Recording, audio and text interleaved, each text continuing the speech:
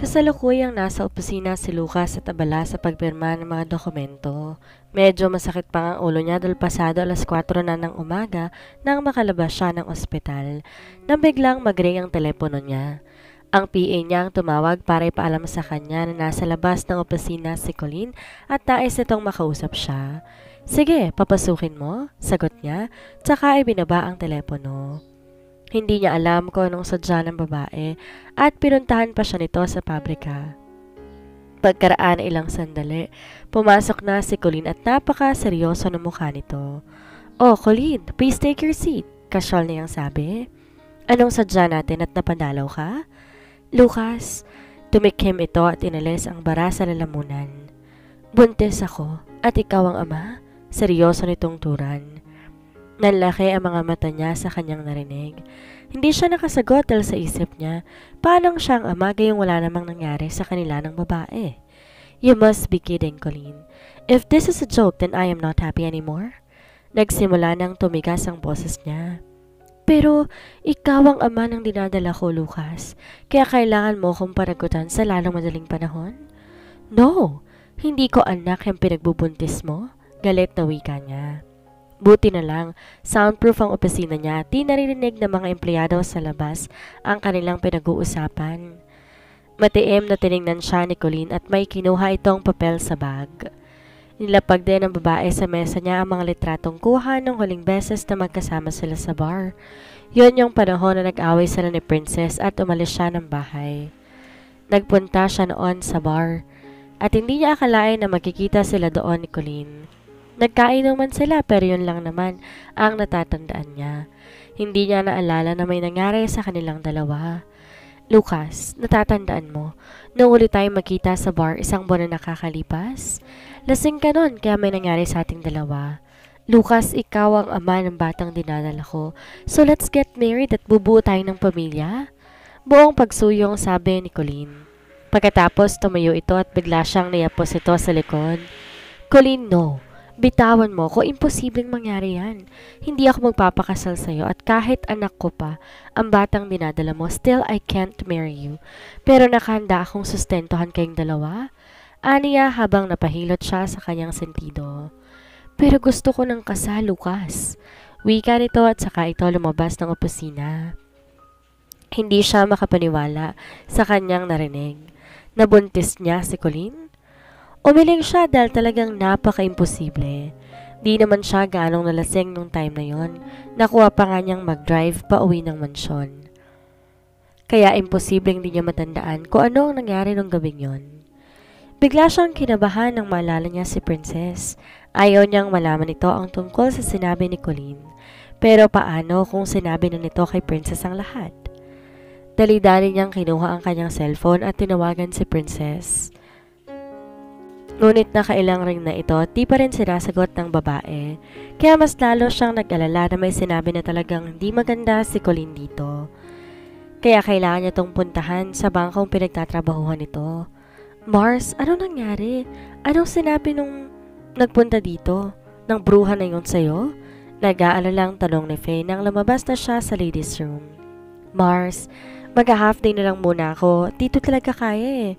Masama ang pakiramdam ko." Umingo siya at patuloy na pinahid ang mga bultil ng luha sa kanyang mga mata. Matapos siya magpaalam sa kanyang manager, lumabas na siya ng bangko at nagtungo sa parking lot. Ngunit nang paanda rin na sana niya ang kotse, narinig niya ang bosina ng sasakyan ni Lucas. Hindi niya ito pinansin, sa halip mabilis niyang pinatakbo ang kotse. Ayaw niya muna itong makausap. Sobrang masakit ang ginawa nito sa kanya. Mas masakit pa kaysa ginawa dati ni Amir. Ngunit nahagip ng kanyang paningin mula sa side mirror na nakasunod ang lalaki sa kanya. Mabilis din itong pinatakbo ang kotse kaya naabutan din siya nito at biglang hinarangan ang daanan niya. Buti na lang at agad siyang nakapreno. Maya-maya ay bumaba na sa sasakyan ng lalaki at lumapit ito sa kanya. "Babe, please, mag-usap tayo," sabi nito. Naisip niya wala din namang mangyayari kung hindi siya makikipag-usap sa lalaki. Mas mabuti na yung malinaw sa kanyang lahat. Gusto rin naman niyang marinig ang side nito. Binuksan niya ang pintuan at Lumabas siya ng kotse. Nakasanda lang siya sa windshield ng kanyang kotse habang si Lucas naman ay nakatayo lang sa harap niya. Babe, alam ko, may sinabi si Colleen sa'yo. Please, huwag kang maniniwala sa kanya. Walang katotohanan yun. Paliwanag nito. Hindi siya nagsalita. Patuloy lamang siyang nakikinig sa mga sinasabi ng lalaki. Babe, I swear, walang nangyari sa amin ni Colleen. Noong time na umalis ako ng bahay at inumaga ng uwi, oo, uminom ako. Nag-inuman kami pero hindi ako lasing nun. Please maniwala ka sa akin, princess. Maluha-luhang sabi nito. Lucas, naniniwala naman ako sa iyo eh. Pero ayusin mo muna to dahil pagod na akong umiyak, Lucas. Pagod na ako masaktan. Gumaralgal ang boses niya. Nayakap siyang bigla ng lalaki kaya hindi na rin niya napigilan na umiyak. Tumagal din yon ilang segundo at nang bumuti na ang kanyang pakiramdam, dahan-dahan siyang kumala sa pagkakayakap ng lalaki. Ayusin mo muna ang problema mo kay Colleen. Huwag muna tayong magkita, Lucas. Mahinang wika niya. What do you mean, princess? Are you breaking up with me? Tanong nito. For now, Lucas, yes. Ayoko ng magulong buhay at alam ko, hindi pa rin tayo tatantaran ni Colleen. Kung naisip ko na mas mabuti pang, no. Ayoko, princess. Please, wag mo naman gawin sa akin to, please. Wika nito. Lucas, kung mahal mo ko, sana maintindihan mo. Saka ka na lang bumalik sa akin kapag maayos na ang problema mo kay Colleen. Naniniwala naman ako sa'yo but as of now, gusto ko munang magkaroon ng kapayapaan sa sarili ko. Biglang tumahimik ang lalaki at nakita na lamang niya na nagpahid ito ng luha. Princess, mahal kita. Pero kung ito talagang desisyon mo, wala na akong magagawa kundi ang palayain ka. Alam ko naman na simula nung tinanggap mo ang kontrata, maraming hirap ng pinagdaanan mo. Mga paratang at masasakit na salita mula kay mommy at ngayon, ito na naman. Huwag kang mag-alala. Sasabihin ko na sa lahat na hindi tayo totoong mag-asawa upang tuluyan ka ng maging malaya sa akin. Madamdaming wika nito. At kung sakaling makatagpo ka ng lalaking karapat-dapat sa'yo, asahan mong maiintindihan kita. At kung sakaling mahal mo pa ang kapatid ko, malaya kang bumalik sa kanya, sabi nito. Tsaka muling niyakap. Di niya mapigilang humagulhol dahil sobrang napakasakit pala talaga ang magpaalam sa taong naging bahagi na ng kanyang buhay. Pagkatapos, sinaplos ito ang kanyang mukha at kinintilan siya ng halik nito sa noo at sa labi. Be healthy and be happy, princess. Sabi nito at saka ito humakbang papalayo sa kanya.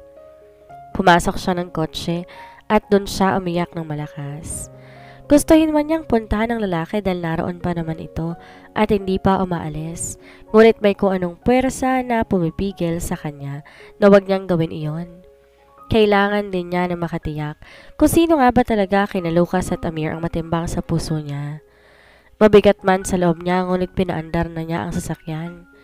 Nakita niyang nakasunod ang lalaki sa kanya, ngunit nag-iba rin to ng ruta at sa tingin niya, pupunta to sa bahay ni Logan. Wala itong maisip na puntahan kundi ang kaibigan nitong abogado. Nang makarating na siya ng apartment, agad siyang bumaba ng kotse at dali-daling pumasok sa loob. Pagdating niya sa kanyang kwarto, bigla siyang sumalampak sa higaan at umiyak ng umiyak. Lucas, hanggang dito na lamang ba tayo? Usal niya sa kanyang sarili habang ang mga lungha ay patuloy na nadaloy sa kanyang mga pisngi. Isang linggo nang nakalipas nang huli silang magkita ni Lucas. Napakabigat man at napakalungkot sa pakiramdam ang paghihiwalay nilang dalawa. Ngunit kailangan niyang tanggapin ang katotohanang hindi talaga sila para sa isa't isa.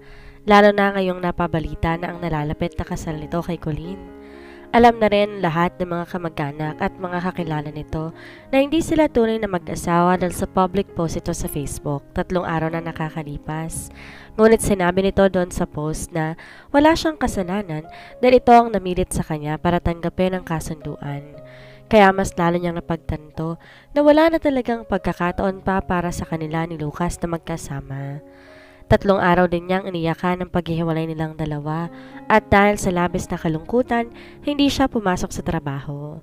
Di naman siya maiwan-iwan ni Faye kaya nag-leave din niya ang kanyang kaibigan para samahan siya.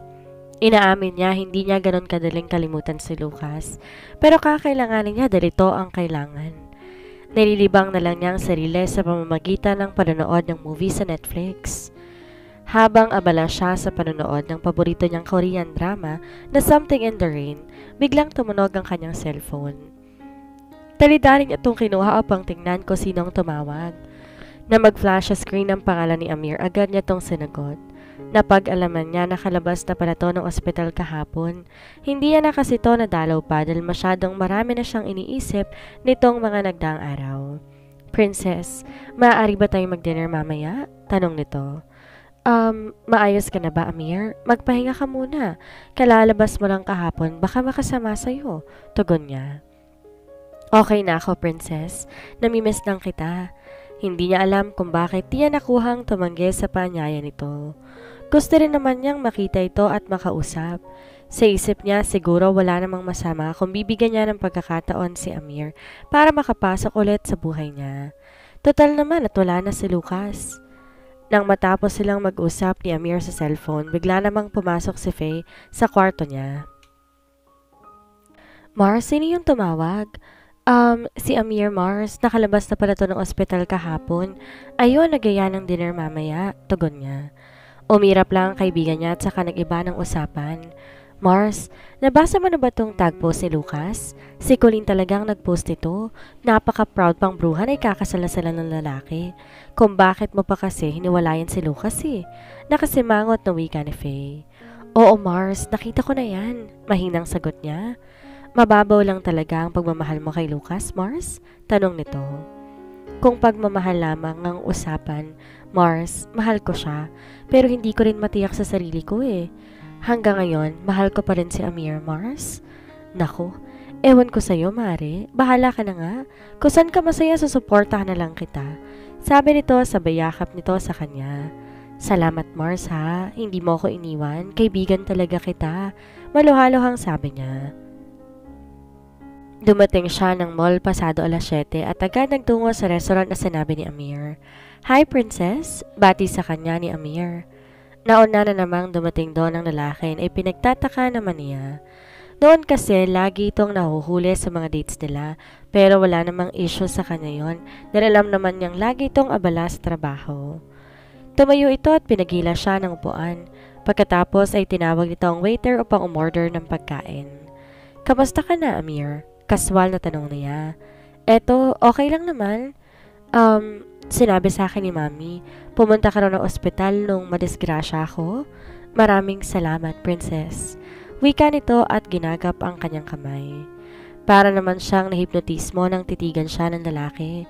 Ganon pa rin kalakas ang epekto ni Amir sa kanya, kaya tama lang na nakipaghiwalay siya kay Lucas dahil ayaw niyang masaktan ito bandang huli kapag nalaman nito na hindi niya maibigay ng buong buo ang puso niya. Nang dumating na ang kanilang order, tahimik na lang silang kumakain. Ngunit panay ang sulyap ni Amir sa kanya, kaya tuloy nakakonscious siya. Hindi rin siya mapalagay, masyado siyang kinakabahan. Para siyang teenager na ngayon lang dinedate ni Crush. Pagkatapos silang kumain, biglang nagaya si Amir na manood ng sine. Total, alas 8 pa naman ng gabi, nagpa-unlock na rin siya. Nasa 3rd floor lang naman ang movie theater kaya sumakay sila ng escalator. Habang nasa loob sila ng sinihan, biglang hinawakan ng lalaki ang kamay niya at isinandal ang ulo niya sa balikat nito. Pagkatapos marahang hinaplos ito ang mukha niya. Princess? Malamyos na sabi nito. Napatingin siya sa mukha ng lalaki at nagkatitigan silang dalawa. Dahan-dahang inilapit ng lalaki ang mukha nito sa kanya at napapikit siya nang dumumpi ang labi nito sa labi niya. Ngunit, habang nakapikit siya, mukha ni Lucas ang nakikita niya sa kanyang balintataw. Dahilan para bumitaw siya sa pakikipagbalikan kay Amir. Amir, hindi tama ito. Please, umuwi na tayo, sabi niya. Isang malalim na buntong hininga ang narinig niya mula sa lalaki, ngunit ayaw niya na talagang magtagal pa doon. Gusto niya nang umuwi ng apartment? Hindi niya alam kung bakit bigla na lamang sumama ang kanyang pakiramdam. Tumayo na rin si Amir at inalalayan siya nitong lumabas ng sinihan. Are you okay, Princess? Sorry sa ginawa ko. Hindi ko lang napigilan ang sarili ko, Princess. Paumanhin ng lalaki. It's okay, Amir. Bagya siyang umiti at nagpaalam agad sa lalaki nang makarating na sila sa parking lot. Ihahatid na kita, princess, sabi nito. No, wag na Amir. Kaya ko naman, thanks. O sige, mag-iingat ka princess at maghihintay ako sa'yo. Pahabol pang sabi nito. Hindi niya na to nagawang tingnan pa dahil pinaandar na niya kaagad ang kotse. Habang nasa daan siya ay hindi niya maiwasang isipin ang paghalik ni Amir sa kanya. Hindi niya alam kung bakit wala man siyang maramdamang anumang pagdamampi ang lalabi ng lalaki sa labi niya. Wala na siyang naramdamang spark katulad noon. At kahit anong pilit niyang isipin na si Amir ang kahalikan niya, ngunit mukha ni Lucas ang kanyang nakikita.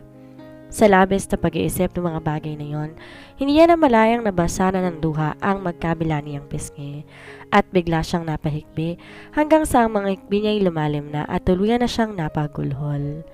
Bigla siyang nagpreno at patuloy na umiyak habang nakasubsob ang kanyang mukha sa manibela. Lucas, usal diya sa kanyang sarili. Pinilit niyang pakalmahin ang kanyang sarili upang makauwi na siya ng apartment. Malapit nang mag-alas 10 at hindi naligtas sa daan ang babaeng katulad niya, lalo na't wala siyang kasama. Nang bumuti ang kanyang pakiramdam, agad na niyang pinandar ang makina at umalis na siya. Pagdating niya sa apartment, nadatnan niya sa sala si Faye. Hindi pa pala ito natutulog at hinintay pa siya nito na makauwi. Ganito naman talaga ang kaibigan niya noon pa. Hindi ito napapalagay kapag natatagalan siya sa pag-uwi. Mars, mabuti naman at nandito ka na. Kamusta ang dinner ninyo ni Amir? Kayo na ba ulit? Tanong ng kanyang kaibigan. Hindi niya to nagawang sagutin at nagpatuloy siya sa pagpasok sa kanyang kwarto. Mars? Kinukulit pa rin siya nito at nanatiling nakasunod sa kanya.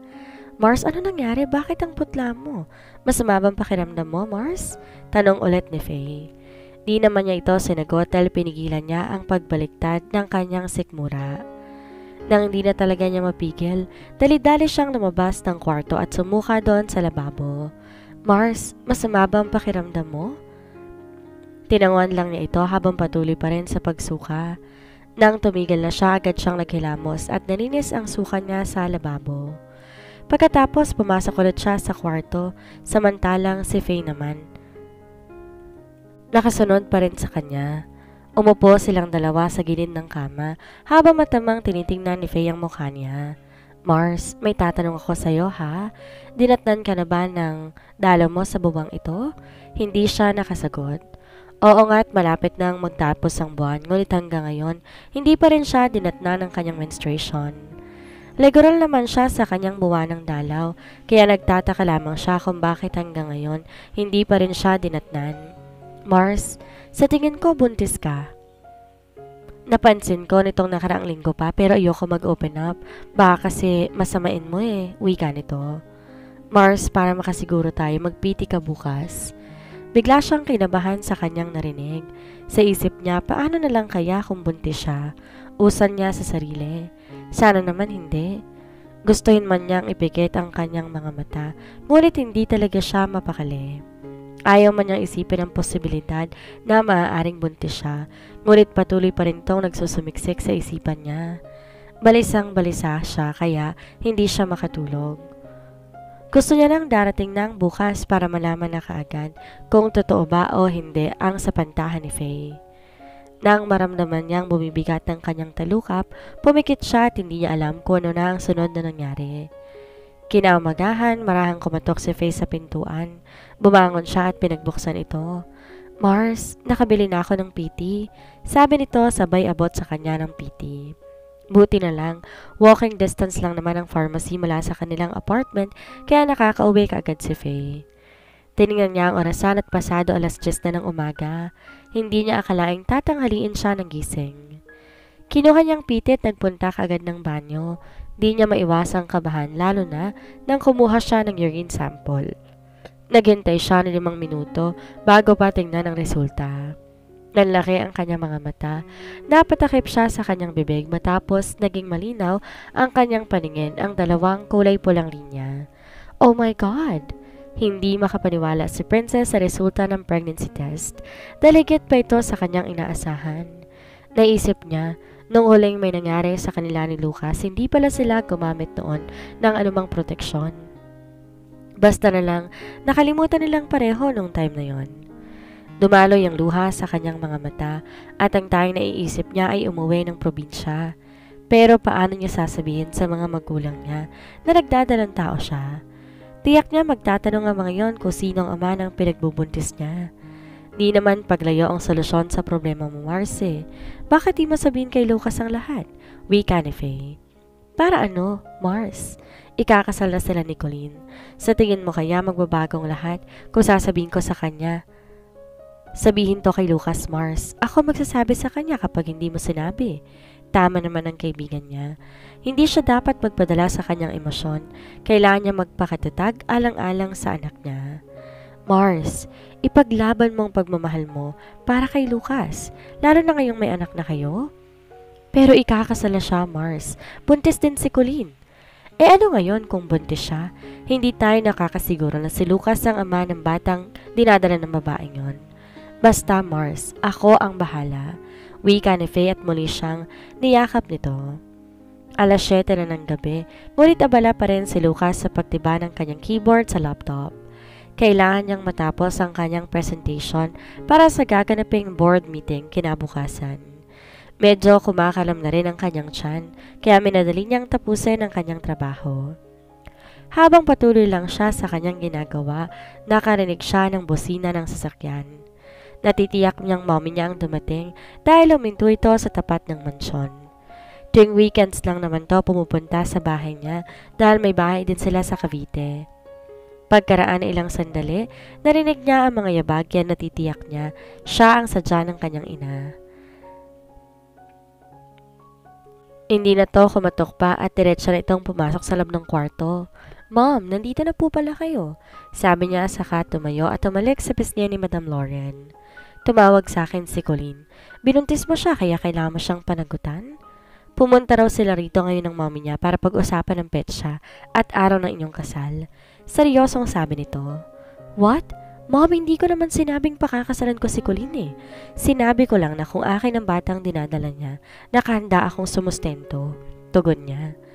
Lucas, hindi sustentong hinihingi ni Colleen, kundi ang pakasalan mo siya.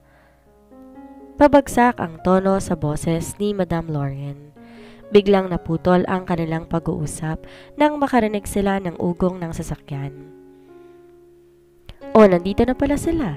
Sige, magbihis ka na dyan at mauna na ako sa baba, wika ng kanyang ina. Saka ito lumabas ng kwarto. Hindi naman siya tatakas sa responsibilidad niya, pero ayaw niya magpakasal kay Colleen. Kaya gusto niyang makausap to upang maging malinaw ang lahat. Nagbihis siya ng maong pants at polo shirt at palabas na sana siya ng pintuan nang biglang bumukas ang pinto. Babe, bulalas ni Colleen. Saka ito pumasok sa loob at sinil siya ng halik.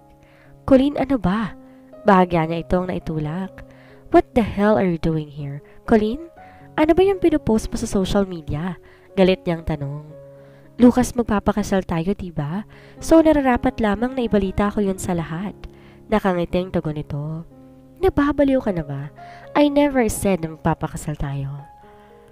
Pwes ako ang magsasabi na magpapakasal tayo, Lucas. Kailangan mo akong pakasalan or else sasabihin ko na pinagsamantalahan mo ko. Pagbabanta nito. What the hell are you talking about? Galit na bulyaw niya. You heard me right, Lucas. Lasing ka nung time na yon. Pinilit mo ako makipag-sex sa'yo at may pruweba ako. Gusto mong makita? Paghahamon nito.